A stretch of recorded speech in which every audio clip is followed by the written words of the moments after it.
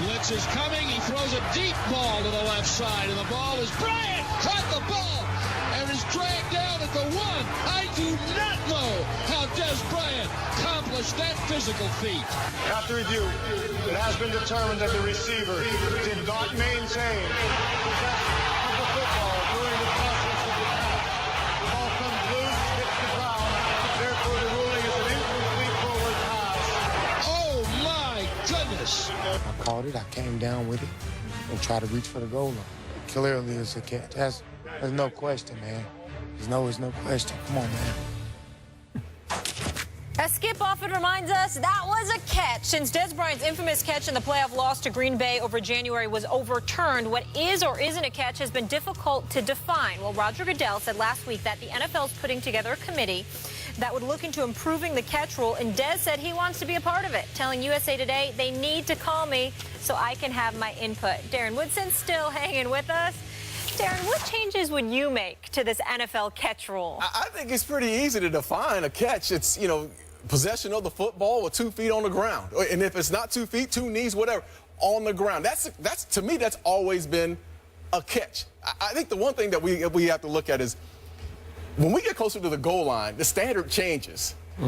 Because a receiver can catch a ball and reach it over the goal line and it's a touchdown. No matter if he has a foot, 2 feet down, whatever it is, he breaks the plane. Yeah. Shouldn't the standards be even higher near the goal line?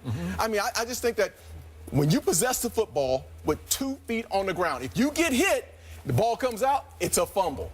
Okay. But the possession is controlling the football, 2 feet on the ground. It's that simple. And you're speaking from the perspective of a defensive back, a safety who did not want it to be a catch. Exactly. Right? But you're good with that. I'm good with it. Your thoughts?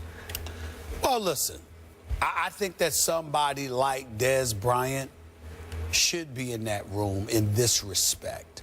I think a lot of time when you've got the intellectuals, the cerebral individuals who want to dot their I's and cross, and get the analytics dudes in the room, let's analyze and dissect stuff. It's easier to make mistakes.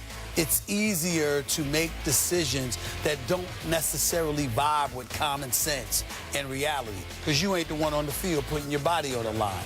I think that when you have somebody of Dez Bryant's emotion, of his intensity, I understand that you may not want him in a suit and tie sitting in the boardroom with y'all having a discussion because you might not believe he's qualified to do that.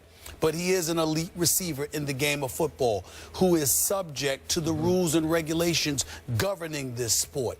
He's also capable of articulating his position as to why certain rules don't appear to make sense. And as a result, I think that it's very, very important. The rules that the NFL have incorporated, there are so many that are vastly different from the way the game was once played.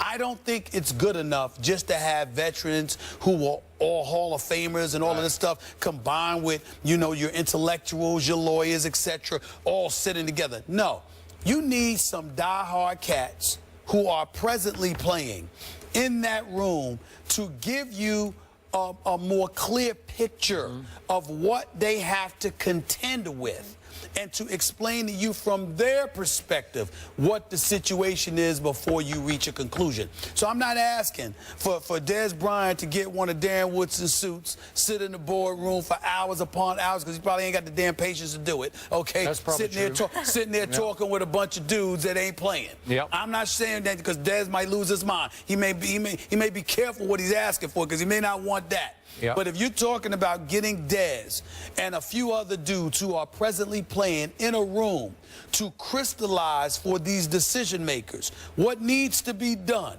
so we can address these and keep the mistakes at a minimum, I see absolutely nothing wrong with that whatsoever. Okay, that's fair. I don't know if he needs to be in the room, but they should at least seek his input. No, I think he needs to be in the room. I'm not talking about for the whole time, but he needs to come there and address them face to face. Yes. Okay, you, in your first sentence, hit the two operative words for me: common sense. Somebody needs to write some common sense back into this rule and allow for the eye test to operate, because to your point, the phrase that became operative was you must control it to the ground. Okay, that's what you just heard Gene Steratore say. He did not control it to the ground. he'd already controlled it for a pretty long time. He took 3 strides with the football and then launched himself with the ball in his left hand, which, by the way, he's left-handed, so it's his dominant hand. So he's got full control of the football, and he's going to attempt to slam it on the goal line, which we see running backs do all the time, break the plane, slam it on the goal line. Well, you've controlled it for plenty of time to where the eye test tells everybody watching, including Green Bay fans, including this man, an Aaron Rodgers fan, who admitted to me the next morning in Dallas, Texas, yeah, you're right, it was a catch. Right. Now, whether they would have won the game, that's a whole nother debate from that point. There was, what was it, 4 minutes to go. But my point is, the eye test, common sense told you it was clearly a catch. So they need to write back some common sense that if you have already controlled it, to your point, if you catch the football with 2 feet on the ground and then you fall, well, if you've controlled it on the way down, you don't have to control it when you hit the ground because you already controlled it, right? But there are times, obviously, when we see receivers and they're going out of bounds or whatever, they just don't quite ever get a hold of the football. Then they hit the ground and lose it. Right. Well, then it's clearly not a catch. Right. Isn't it pretty clear cut? Those people who have those stripes on, they're not fools. You know, they can see it was a catch. And right? even as a defensive player, you sit there and you watch a catch sometime. A guy will catch a ball and he has to make a football move. He'll get hit, the ball will come out, and they'll say, well, an incomplete pass. Yeah. Well, I don't think it has to be a football move. He caught the ball, 2 feet are on the ground, and he gets hit, the ball comes out. That's a fumble. Okay, there you go. Because he clearly possessed the football with both feet on the ground. And look, I know this game gets bigger, faster, stronger by the week, and it gets harder to officiate because it's happening so fast.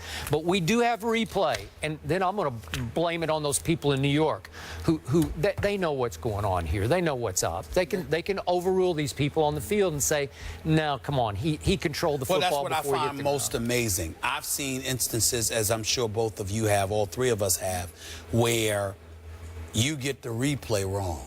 Yeah. I mean, you look at the replay from the booth, you can slow it down, you can look at various angles, and you still get it wrong. Now, that doesn't make sense to me. I don't understand.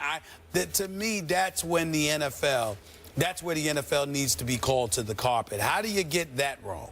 Guys on the field, it's totally forgivable to me. Yep. You're going to miss something. It's human error. It's a par for the course. But if you're trying to eliminate the potential of human error from the game and you've got people in the booth, then those mistakes are not supposed to happen. Now, me personally, I didn't have a problem with it because it led to the Dallas Cowboys losing. It made my day. It made my day. I was right in our hotel room in Dallas right before the national championship game. And just the thought of... you were in Dallas. Yeah, we were in Dallas. Yeah, we were there. We were there. That's right. And just the thought of the misery that Skip was going to come to work with the next morning, I went out and bought some popcorn. And the only time I usually do that is for the movies. But that particular day, I bought some popcorn because it was just beautiful. You walked the streets in Dallas? Absolutely. I walked the streets. I went out and got with a fake nose and sunglasses on. Tell me when you're coming back. You did. I'm just saying, you put your fake nose on and sunglasses to walk the field. Yes, you did. Oh, not at all. First of all, I don't know if I can hide this nose. But the point is that it's just a beautiful, beautiful thing. Y'all don't understand how beautiful it is. Last quick point. Misery. You realize Dez now owes Green Bay at Green Bay. Sure. So there we go. It's on. He's got an opportunity this weekend. Matt Castle's throwing just knowing you're miserable is good enough for me. Appreciate you being with us. Fun, as always. Coming up next, LeBron. The 88 Club agreed to a lifetime deal with Nike. The guys will react to that after the break. I think LeBron's going to be able to feed his family for a while and then some. Take your problem.